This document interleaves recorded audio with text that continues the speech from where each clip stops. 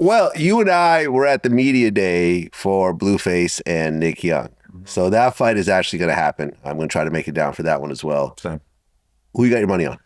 I'm rooting for Blueface. I was a little surprised when I actually saw them side by side that they're kind of similar sized at this point. Well, like when Nick is taller.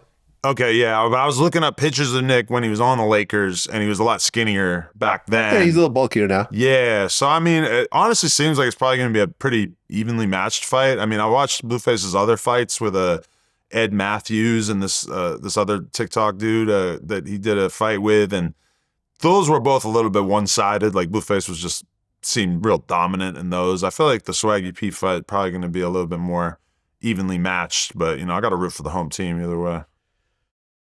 Well, yeah, I mean, Blueface has just got into more fights. Yeah. And when it really comes down to it, you could have all types of technique and training, whatever. I used to box at one point. Okay. And yeah, man, sparring is hard. Yeah. It's the longest 3 minutes of your life. Yeah. Because not only are you trying to figure out how to hit the person, but you're trying to figure out how not to get hit. And you're defending yourself. Yeah. And then also, if you're an even remotely normal person, your cardio is going to be maxed out by the end of that 3 minutes. Oh, yeah. And then you get like a 1 minute break, and then you're back in there. Yeah. And it's just the most overwhelming feeling, even with the headgear on, whatever. It just, part of me wishes that I got into boxing when I was in my teen years or my early 20s or something like that. Maybe I would have had a little bit more of a chance of building up a legit skill set in that regard. But yeah, I mean, it's something I'm like endlessly impressed by, especially at this point, but can't really, getting into it at 42. I mean, what am I doing? Oh, people offered, I think they said they wanted me to box Charleston White or someone. I said, I'm good. Yeah. I'm fine. Although someone mentioned me boxing Peter Rosenberg, and I'm like, all day. I'll do that shit. I'll smack him around the ring. I think you can fuck up both of them. Peter Rosenberg and Charleston White. I mean, Charleston White fought an island boy. He's like a little kid. Yeah. Peter Rosenberg is not an impressive physical specimen. I feel like you could handle him. He's a pussy. In fact, I remember the last time I physically saw him. Right. He had been talking shit about me on the internet. And when I physically saw him, it was at this wrestling event, I think in Brooklyn or something. Coney Island or something like that. The first thing he did was, listen, man, I'm really sorry. It's not like me. I don't get into internet beef. And, I think I was just talking about, I'm really sorry. I'm really sorry. I'm really sorry. Like literally like apology after apology after apology. Yeah. And I mean, I heard a clip of him talking about that. And yeah. He actually talked about it? Yeah. Like I think Ebro asked him about it on their new show or whatever. Oh, really? I didn't even know. What did he say?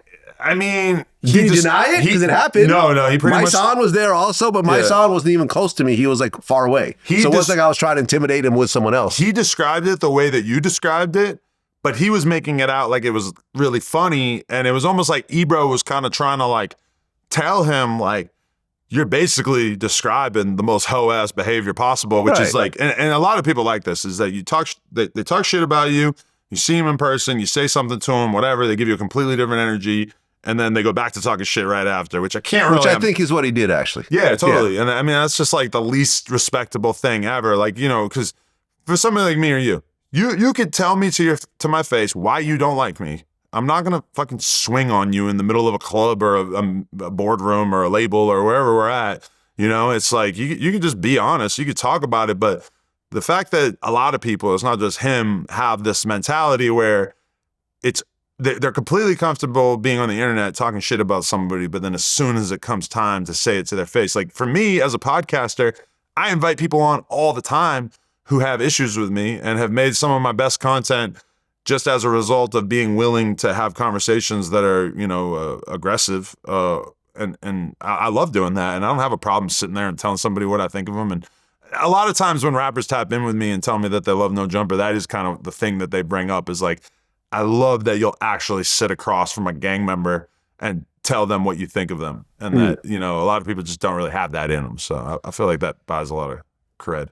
Yeah. Fuck Peter Rosenberg. And like I said, and right afterwards, he went back to talking shit about me online. And I'm like, all right, next time I see him, it's not going to be, friendly, like, okay, that's cool, whatever. It's going to be like, fuck you. when I see you. You know, I'm not going to do nothing to him. You know, I'm not trying to fight nobody in person. I'm not going to have no one do nothing to him, but he's just a little bitch. So yeah, Peter Rosenberg, I'll take on that boxing match right now. He's like, well, 5'8". I'm 6'2". Got some pounds on him.